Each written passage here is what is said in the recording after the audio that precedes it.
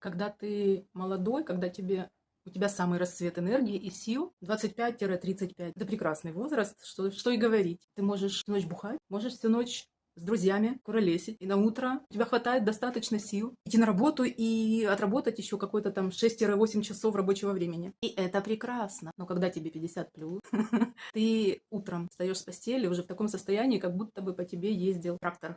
Или каток. Туда-сюда, туда-сюда, туда-сюда. И чтобы себя раскачать, и ведра кофе нужно. Полежать нельзя сразу так срываться с места. Это чревато плохим настроением на весь день. Нужно полежать, вернуться в сознание, вернуться на эту планету от Морфея. Вспомнился просто подругой, совместный случай с моей подругой. Как мы гужбанили всю ночь, и она под утро вернулась домой. Я тогда жила уже отдельно, а она еще жила с родителями. И она под утро вернулась домой, и она понимала, что ее там ожидает. Какое счастье, это было с пятницы на субботу. Ну вот, мало того, что ей ввалили, так еще и родители собирались утром ехать на дачу копать картошку. Естественно, никто ей спать не дал. Ее посадили в машину, отвезли на дачу, дали ей лопату. Жаль, я не помню дословно, как она описывала ее ощущения, потому что много лет прошло уже, жаль, я не помню. Но фишка была в том, что она засыпала на лопате. Короче, говорит, это был лучший день в ее жизни. Удался. Интересно, какие у вас есть воспоминания из прошлого, такие веселые или не веселые? Насыпайте, обсудим.